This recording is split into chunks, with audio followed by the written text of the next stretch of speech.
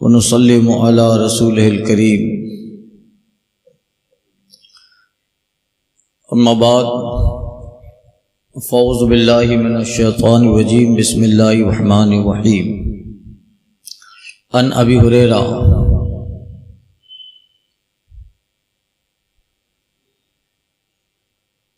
عن النبی صلی اللہ علیہ وسلم قال كانت امرأتان معهما ابناهما فجاء الذئب فذهب بابن احدهما فقالت صاحبتها انما ذهب بابنتك وقالت الاخرى انما ذهب بابنك فتحاكمتا الى داود فقضى به للكبرى وخرجتا على سليمان بن داود فأخبرته فقال اتني بالسكين أشقه بينكما فقالت الصغرى لا تفعل يرحمك الله وابنها فقضى به للصغرى متفق علیہ۔ یہ حدیث متفق ہے، بخاری اور مسلم دونوں میں ہے۔ یہ بیان باب و ذکر الانبیاء، انبیاء کرام کے ذکر اور ان کے حالات کا بیان ہے۔ تو صاحب کتاب ان کے حیات کے کچھ واقعات ذکر کر رہے ہیں۔ یہ روایت حضرت ابو ہریرہ سے ہے۔ فرماتے ہیں نبی کریم صلی اللہ علیہ وسلم نے فرمایا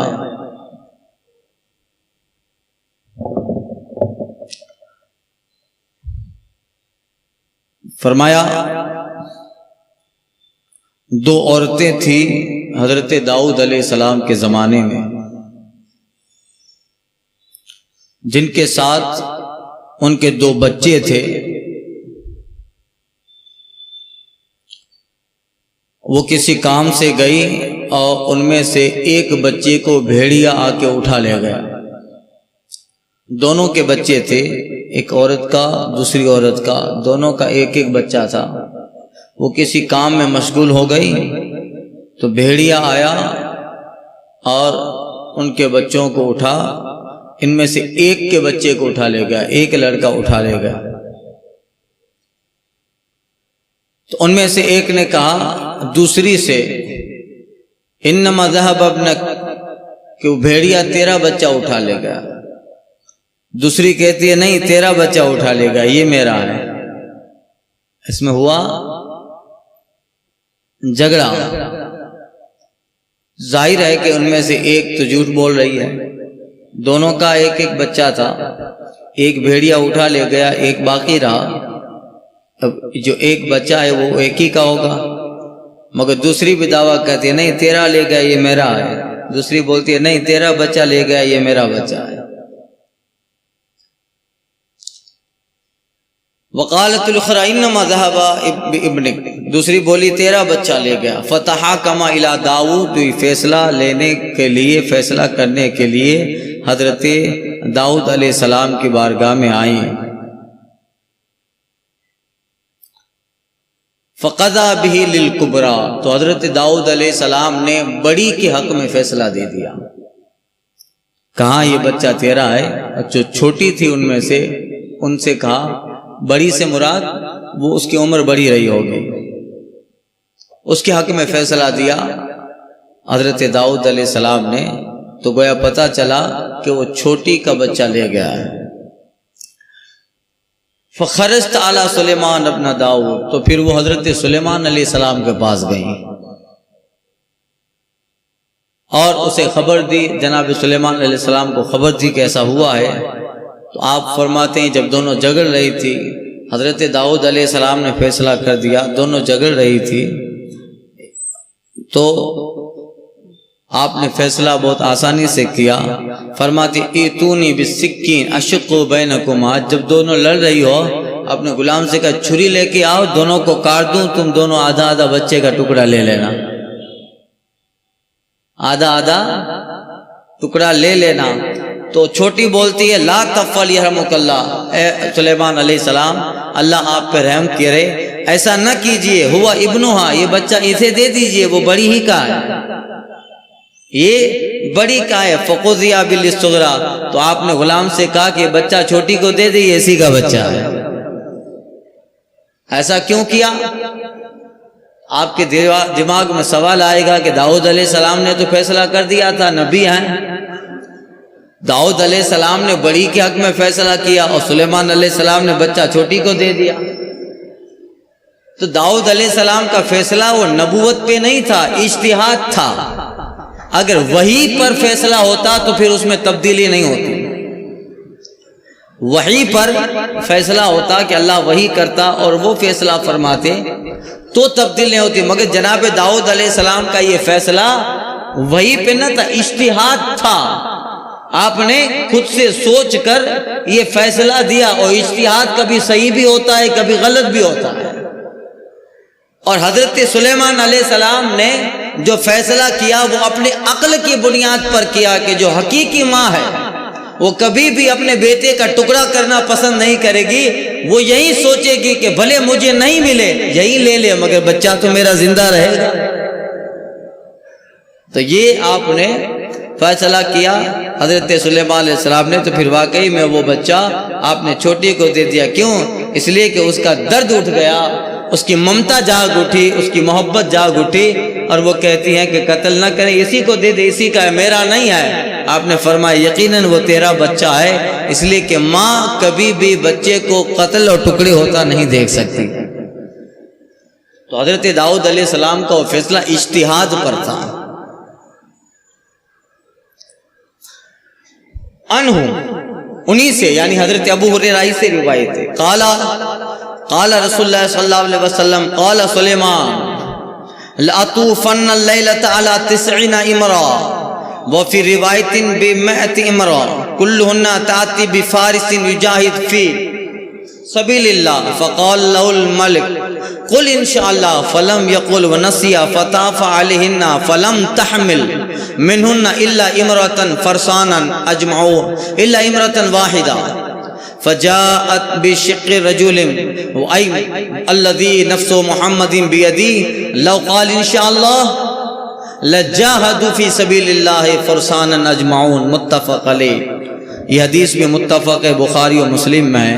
حضرت سلیمان علیہ السلام نے فرمایا، آقا فرماتے ہیں حضرت سلیمان علیہ السلام نے فرمایا کہ میں آج رات اپنی 90 بیویوں کے پاس چکر لگاؤں گا، ایک روایت میں کہ 100 بیویوں پر۔ آپ کی 90 بیویاں تھیں اور ایک روایت میں کہ 100 بیویاں، ان میں سے بعض علماء لکھتے ہیں کہ 70 بیویاں تھیں، باقی باندیاں تھیں۔ خیر یہ ان کے دین میں جائز تھا، ہمارے دین میں ایک ساتھ 4 کی اجازت ہے۔ فَانْكِحُوا مَا طَابَ لَكُم مِّنَ النِّسَاءِ مَثْنَىٰ وَثُلَاثَ وَرُبَاعَ، اور نکاح کرو عورتوں میں جو تم کو پسند آئے، 2 2 3 3 4 4۔ ہمارے یہاں ایک وقت 4 کی اجازت ہے، اگر ان 4 میں سے کوئی ایک کو طلاق دے دیا یا کسی اور کا انتقال ہو گیا تو پھر ایک کر لے، پھر تو وہ 100 200 کرے کوئی مسئلہ نہیں ہے، مگر ایک وقت 4 ہونی چاہیے۔ 4 کی اجازت ہے، اس سے زیادہ وہ حرام ہے، وہ نکاح ہی نہیں ہوگا۔ ہاں ان 4 میں سے ایک انتقال کر گئی، ایک کو طلاق دے دیا، 3 ہو گئی، پھر کسی اور ایک کو لے لے۔ مگر حضرت سلیمان علیہ السلام کے دین میں ان کے سب قانون الگ تھے۔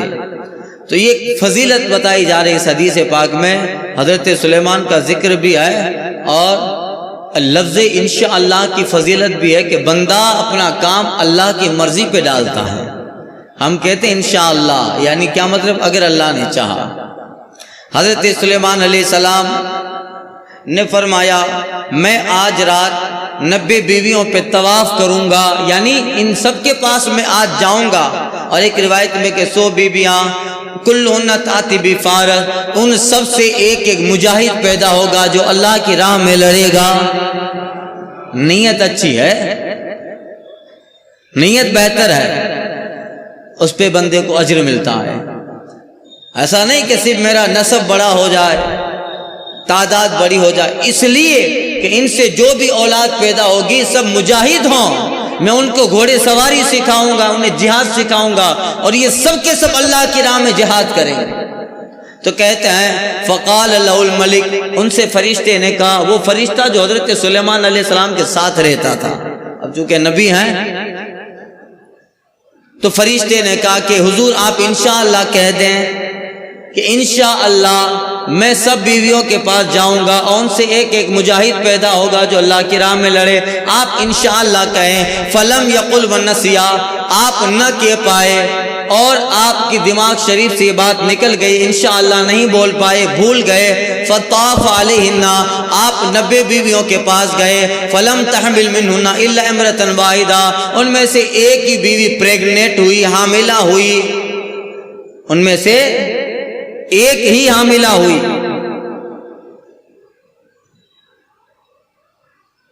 سوا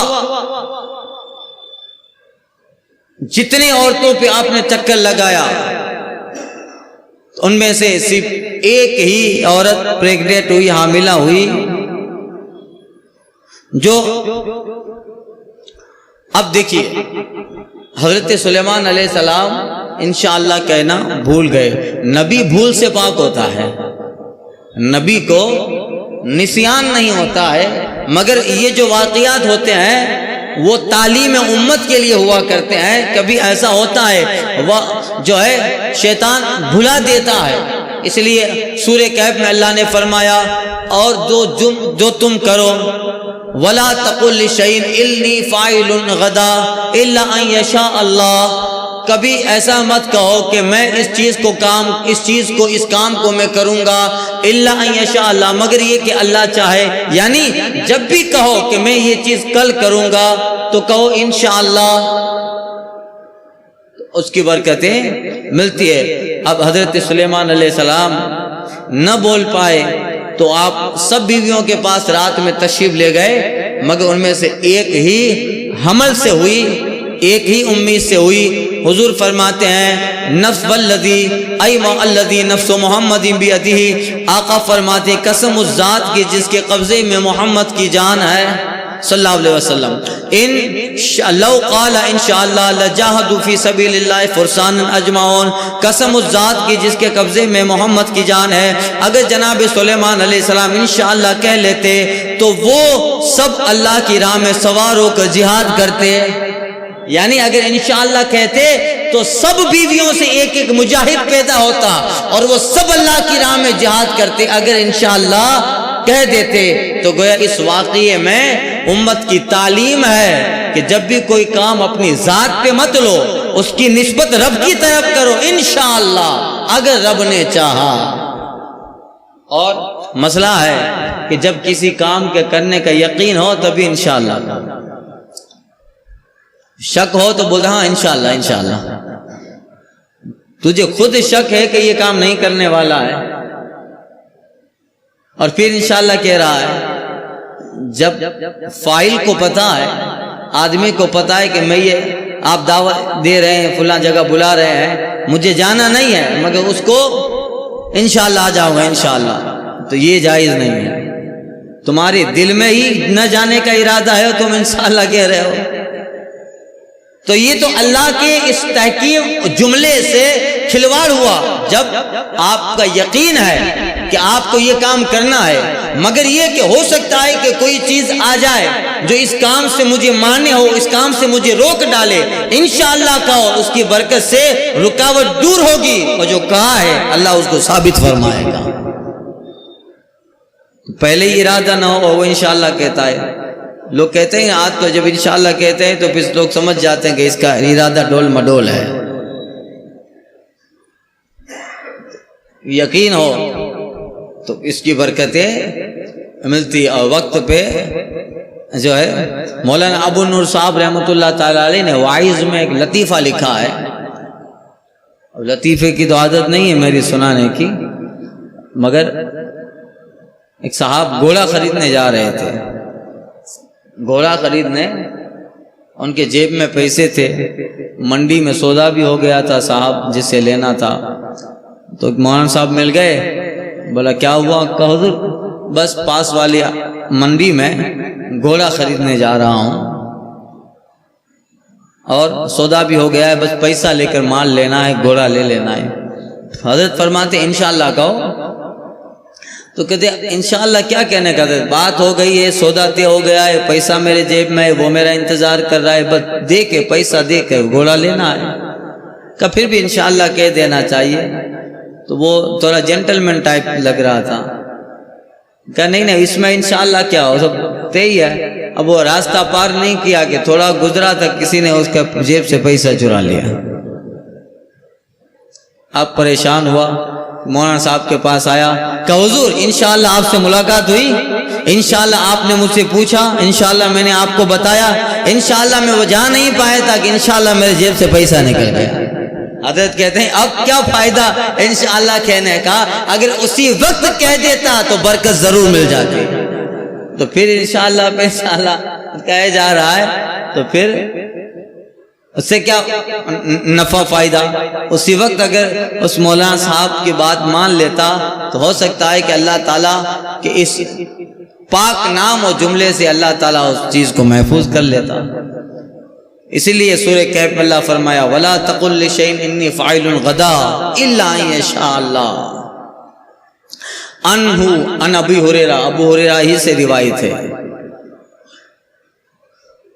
قال رسول اللہ صلی اللہ علیہ وسلم کان زکریا نجارا, فرماتے ہیں رسول پاک صلی اللہ علیہ وسلم کہ حضرت زکریا علیہ السلام نجار تھے. نجار بڑھئی کا کام کرتے تھے, کارپینٹر. یعنی زکریا علیہ السلام لکڑی سازی کا کام تھا اور اس کی آمدنی سے آپ کا گزارا ہوتا تھا. کسی نبی نے نبوت کو ذریعہ معاش نہیں بنا. اس حدیث کو یہاں لانے کا مطلب کیا ہے؟ نبوت کو ذریعہ معاش نہیں بنایا گیا, رسالت کو ذریعہ معاش نہیں. جیسے مرزا غلام احمد قادیانی, جبکہ وہ تو جھوٹا تھا, وہ کوئی کام بام کرتا نہیں تھا, اسی کو اپنا دھندا بنا لیا. پنجاب میں سیال کوٹ میں نبوت کا دعویٰ کیا, کبھی کہتا ہے نبی ہوں, کبھی کہتا ہے میں ہی عیسیٰ موعود ہوں, مسیح عیسیٰ ہوں, اور اپنے مریدوں کی ماننے والوں کی اسی کو اس نے پھر نبوتی کو اپنا دھندا, جھوٹے اپنے ارادوں کو دھندا بنا لیا. جبکہ حضور کے بعد کوئی نبی نہیں ہے. خاتم النبیین, اللہ نے آخری فیصلہ فرما دیا. نبوت کا جو مکان ہے وہ تعمیر ہو گیا, ایک اینٹ کی جگہ باقی تھی. حضور کہتے رب نے مجھے بھیج کر وہ اینٹ کی جگہ بھی پور فرما دی. نہ رکھی گل کے جوش حسن نے گلشن میں جاں باقی, چٹکتا پھر کہاں کوئی غنچہ باغ رسالت کا. اس حدیث کے لانے کا مطلب کہ انبیاء نے نبوت کو ذریعہ معاش نہیں بنایا. نبی ہیں, رسول ہیں, مگر پھر بھی کام کرتے تھے. حضرت زکریا علیہ الصلوۃ والتسلیم نجار ہیں, لکڑی سازی کا کام کرتے. اس سے جو آمدنی ہوتی تھی اس سے اپنا گزار اوقات ہوتا تھا, اس سے اپنا باقی جو چاہنے والے عقیدت مند امت میں جو لوگ آپ کو نذرانے تحفہ ہدیہ پیش کرتے ہیں, آپ وہ سب غریبوں میں تقسیم فرما دیتے. سب غریبوں میں آپ تقسیم فرما دیتے. انہوں نے اس لیے علماء کہتے ہیں کہ جس طرح انبیاء نے نبوت کو ذریعہ معاش نہیں بنایا, علم کو بھی علماء کو چاہیے کہ ذریعہ معاش نہ بنائے. علم کو ذریعہ معاش نہیں بنایا جا سکتا. تعلیم قرآن کو ذریعہ معاش نہ بناؤ. یہ تو خالص لوجہ اللہ, اللہ کی رضا کے لیے امت کی تعلیم ہو, اپنا کوئی کام ہو, اپنا گزارا اس سے ہو, اور خالص اللہ کی رضا کے لیے علم اور تعلیم کا مسئلہ عام ہوتا رہے. یہ ذریعہ معاش اس لیے ہمارے علماء کام کرتے تھے. امام اعظم ابو حنیفہ رضی اللہ تعالیٰ عنہ کا بہت بڑا کاروبار تھا. غوث اعظم ان کی تو کیا شان ہے, مگر کروڑ پتی تھے. پانی میں بڑے بڑے شپ چلا کرتے تھے, جہاز چلا کرتے تھے کپڑوں کے, اور اس زمانے میں کھربوں روپیے کا ٹرن اوور ہوتا تھا سرکار بغداد کا. اور آپ کے جہاز کئی ایک جہاز تھے جو آس پاس ملکوں میں جا کر منڈیوں میں کپڑا بیچتے تھے. کپڑا خریدا جاتا, بیچا جاتا, کھربوں روپیوں کا مہینوں میں ٹرن اوور تھا. مگر اللہ آپ آمدنی سے جتنا نفع ہوتا اس میں سے کچھ نہیں لیتے تھے. آپ آگے جو کام کرنا ہے موڑی بچاتے, اور جو نفع ہوتا وہ بغداد کے فقیروں میں تقسیم فرما دیتے. بغداد کے فقیروں میں تقسیم فرما دیتے. خود غوث اعظم کہتے ہیں کہ عبد القادر کے ہاتھ میں اللہ نے سوراخ رکھ دیا ہے کہ کوئی پیسہ ٹھہرتا ہی نہیں. مال ٹھہرتا ہی نہیں ہے، یہاں آیا یہاں سے چلا گیا۔ آپ کو تعجب ہوگا اس وقت غوث اعظم رضی اللہ تعالی عنہ کے زمانے میں آپ کا لنگر چلتا تھا، روزانہ 3500 4000 لوگ آپ کے دسترخوان پہ فقیر لوگ کھانا کھایا کرتے تھے۔ روزانہ 3500 4000 لوگوں کا کھانا، 2 وقت کا، اندازہ لگاؤ زمانوں تک غوث اعظم کا یہ کام، یہ لنگر چلتا رہا۔ کیا تھا؟ یعنی جو نفع ہوتا غریبوں میں تقسیم فرما دیتے۔ پھر اللہ کا وعدہ ہے بل یضاعف لہ اضعافا کثیرا، جو رب کے لیے دیتا ہے اللہ کئی گنا کر کے دے دیتا ہے۔ یہ آپ انبیاء کی سیرت پڑھیں، اولیاء کو پڑھیں، اقطاب و ابدال کی سیرت، اغواث و اقطاب کو پڑھیں، سرکار بغداد کو پڑھیں، امام اعظم کو پڑھیں۔ انہوں نے علم کو ذریعہ معاش نہیں بنایا، اپنا خود کا کام ہوتا تھا۔ اس سے بندہ فارغ البال لیتا ہے، یہ ہو تو بندہ فارغ رہتا ہے اور وہ پھر خلوص کے ساتھ دین کا کام کرتا ہے، للہیت کے ساتھ دین کا کام ہوتا ہے، خود کیپیبل ہے، سکشم ہے، تو پھر تبلیغ دین میں اسے بہت آسانیاں بھی ہوتی ہیں، اور کبھی وقت آتا ہے تو خود بھی دے دیتا ہے۔ تو یہ تو حضرت زکریا علیہ السلام نجار تھے، مگر بار بار ہم ان کو بڑے ہی نہیں کہیں گے وہابیوں کی طرح، یہ صرف بتایا جا رہا ہے کہ ان کا یہ کام تھا۔ اب کوئی زکریا علیہ السلام کا نام لے کہ بڑا ہی زکریا معاذ اللہ، یہ ہم نہیں کہہ سکتے، یہ تو صرف خبر دی جا رہی ہے، یہ بتایا جا رہا ہے کہ ان کا کام یہ تھا، مگر ان کے نام کے ساتھ بار بار بڑائی کا ذکر نہیں کیا جائے گا، بلکہ عزت و ادب و احترام سے نام لیا جائے گا۔ اب کوئی کہے کہ زکریا بڑے تھے تو ہم کیوں نہیں کہیں گے بھائی تیری حیثیت ہے؟ یہ تو صرف خبر دی جا رہی ہے کہ ان کا کام یہ تھا، وہ نجار تھے، لکڑی سازی کا کام کرتے تھے، مگر اب ہم کہیں کہ بڑا ہی زکریا معاذ اللہ، تو یہ تو سمجھ لو کہ کچھ نہ کچھ ایمان میں کھوٹ ہے۔ یہ ان کا مسئلہ الگ تھا، وہ خود کہیں اور وہ خود کچھ لفظ کہیں تو وہ ان کی ساری عاجزی۔ حضرت یونس علیہ السلام کہتے ہیں لا الہ الا انت سبحانک انی کنت من الظالمین، میں ظالمین میں سے ہوں، یعنی میں حد سے گزرنے والوں میں سے ہوں۔ تو یہ تو ان کی خاکساری ہے، وہ تو نبی ہے، معصوم ہے، مگر ان کی خاکساری ہے کہ اللہ کی بارگاہ میں اپنے آپ کو بہت نیچا دکھا رہے ہیں۔ انی کنت من الظالمین، میں ظالمین سے ہوں۔ اب ہم نہیں کہہ سکتے ہیں کہ حضرت یونس معاذ اللہ ظالم ہے ورنہ کافر ہو جائے گا، ورنہ بندہ کافر ہوگا، اس لیے کہ وہ جو کہتے ہیں تو پھر وہ اپنی خاک ساری ہے، ان کا مسئلہ الگ ہے، امت میں کوئی نہیں کہہ سکتا ہے، سمجھے؟ تو اب یہ فرمایا سرکار نے کانا زکریا نجارا، حضرت زکریا علیہ السلام لکڑی سازی کا کام کیا کرتے تھے۔ اب آگے والی حدیث جو ہے اسی طرح انبیاء کرام کا کچھ نبیوں کا ذکر ہے، انشاءاللہ تعالی آئندہ کے درس میں عرض کرتا ہوں۔ الفاتحہ۔